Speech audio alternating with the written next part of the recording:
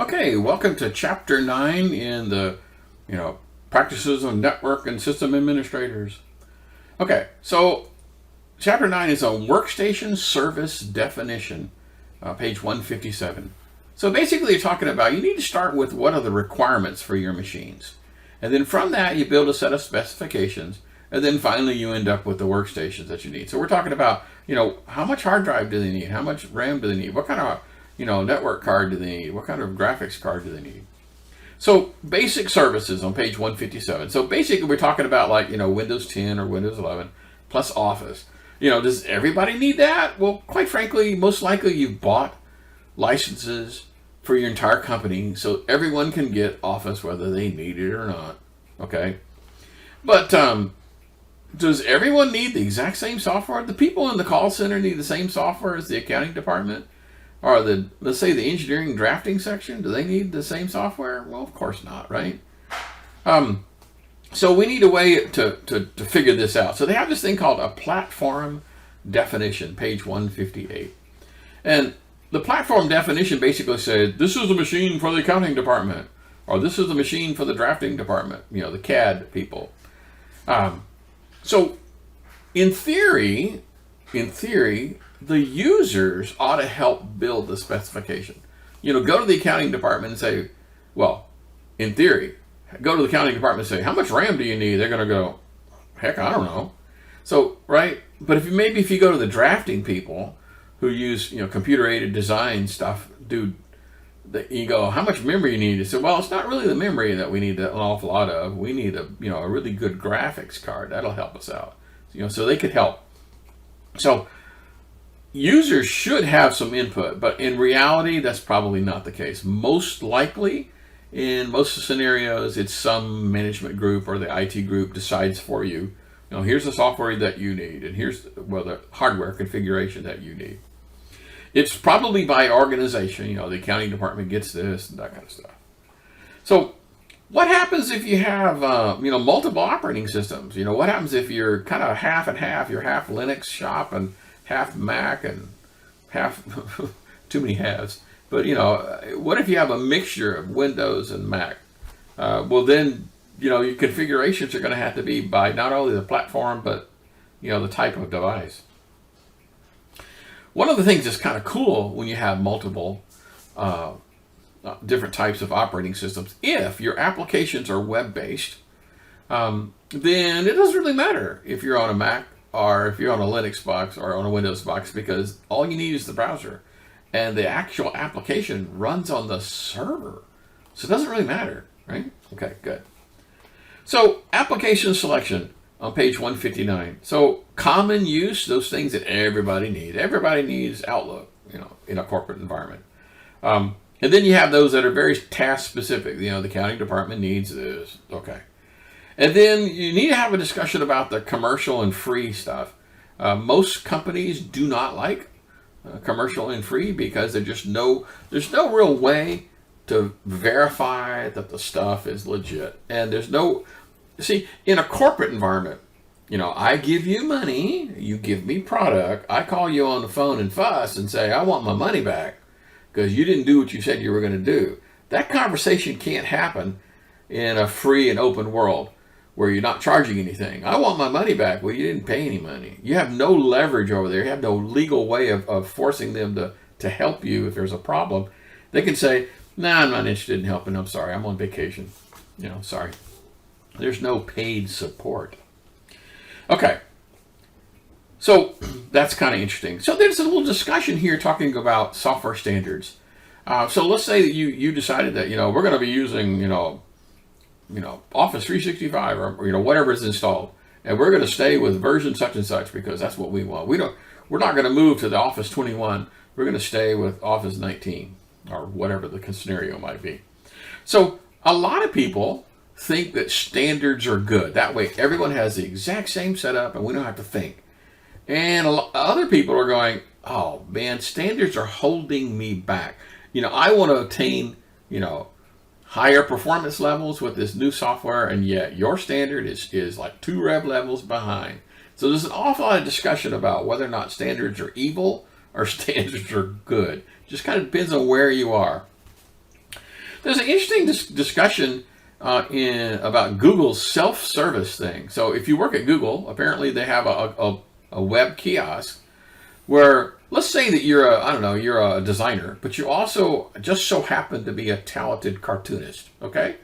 But maybe you develop in C++ for a living, but as a hobby you do cartoons, okay? So maybe at your work desk you wanted to install some really cool, drawing software that's specific for cartoonists. Well, fine, they don't care. You go to their little web kiosk and you pick out the software that you want, push the button, and it comes down to your machine. You don't have to ask permission or anything. You can load whatever software you want.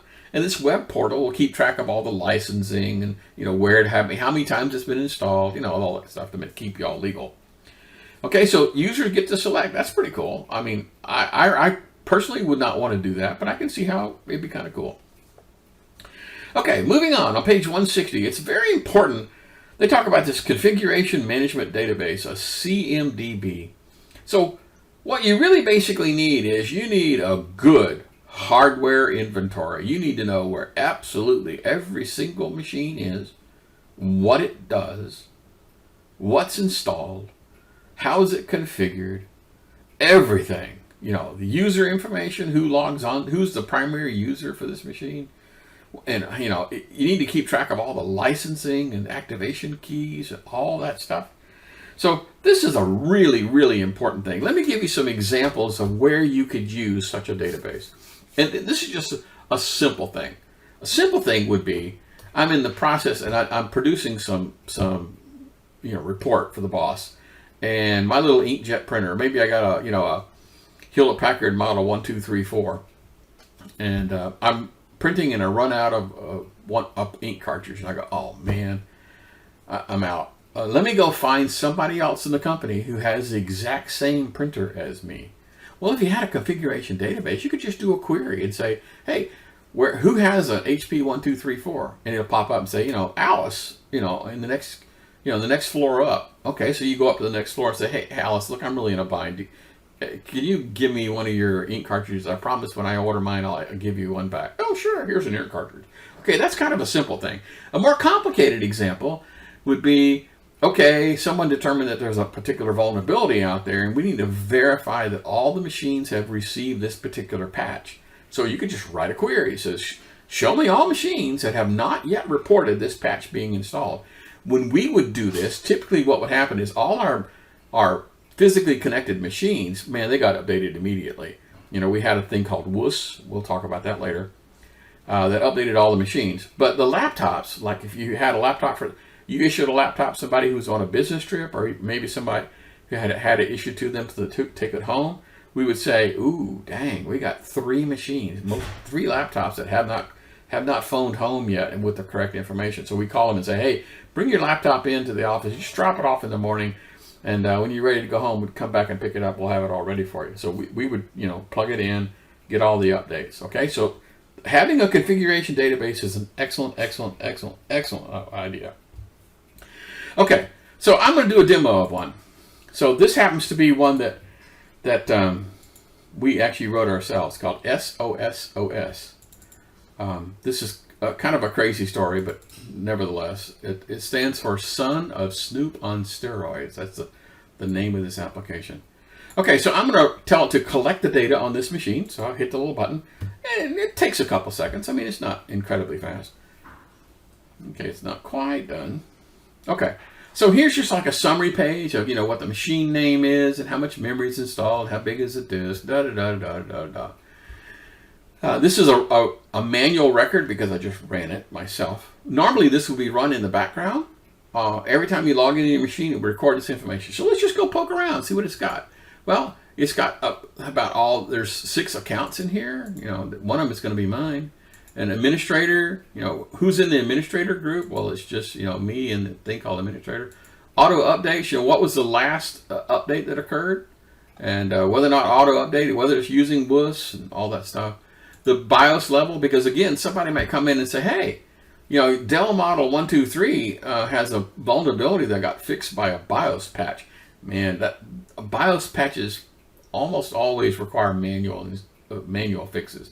So you could do a query saying, hey, where is this thing? And then, network components and what kind of CPU. I'm going to 11th generation Core i7 and my desktop, where is my screensaver and whether or not I have the screensaver timeout configured the way the company policies required. Devices, this is essentially what's in the device manager, right? When you go look at the device manager. Disks, these are the physical disks, and drives, are the logical ones, and how you got email configured, and tons and tons and tons and tons and tons of stuff. So typically what you would do is you would save this to a database, and every time they log in, this information would be pulled up. Updated rather. It would be updated. So this is continuously updated. And so at any time of the day, I could go in and say, show me all places that do not have this particular patch. Okay? So just writing standard queries on, in this case, an SQL Server database. Right? Okay, good. All right. So an automated system that works behind the scenes, no one ever actually sees it. They don't actually see this user interface at all. It's all just done behind the scenes. And it basically runs every single time they log in. Okay. There's a couple more out there. Spiceworks is another one. Microsoft System Center Configuration Manager. Now it's just called System Center. And it's basically does the same thing. It's not quite as sophisticated as this one. This one is very, very configurable on what it is you want to look at. And it keeps track of all the ages of the records. For example, this machine hasn't reported in a long time. What happened? Is it gone? Did it retire? Did somebody shut it down? What's going on here? That kind of stuff. The System Center can't really help you with those. Okay, refresh cycles on page 161. So it's really tough to say how often you want to update things. A lot of people basically say a 3-year cycle is what you ought to shoot for. That every 3 years that the machines need to be replaced or updated. Now that might be a bridge too far for an awful lot of companies just because of the expense. High-tech user is probably going to need a little bit faster refresh than maybe just a regular user, regular office user who just uses, PowerPoint and Excel and email. Maybe they could go for a 3-year, 4-year cycle or a 5 or something, but, so it's really tough to say. The hand-me-downs scenario is kind of weird. In one way, I get a brand new machine, and so it's not bad, so maybe it can be used like on a tier 2 kind of a user. Now, the problem with that is every time you do that, whenever I do an install, I basically have to do 2 installs, right? The brand new machine comes in and the older ones. And so, trickle down effect. And so the oldest of the oldest are the ones that get, configured to be turned in. Okay. So there's different ways you can approach this. The first one is the generational, basically the year of purchase. This one was bought in 2018. Okay, well then you're due an update. It could be done on higher date, but I would never recommend that. It has like, wait a minute. You mean just because I was here, just because Bob was here before me, Bob gets the new machine and I don't, and even though I work twice as hard as he does, my job's better, more important than his. Just don't do that.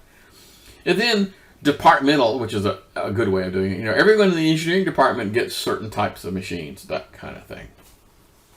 And of course, there's problems. You might have a budget issue one year, and you just have to skip a year. Like, I'm sorry, we can't do any, no replacements this year. Sorry. And then, of course, you got favoritism. It's like, well, of course, Bob got the new machine. I wonder what he did. That kind of, pardon my French, crap. That kind of crap is pretty damn annoying. And then politics, again, it's like, so he, he's in the such and such department, so he gets a brand new machine. Like, oh, jeez. Okay, so we're coming up on the 15-minute mark, so you guys know how this works.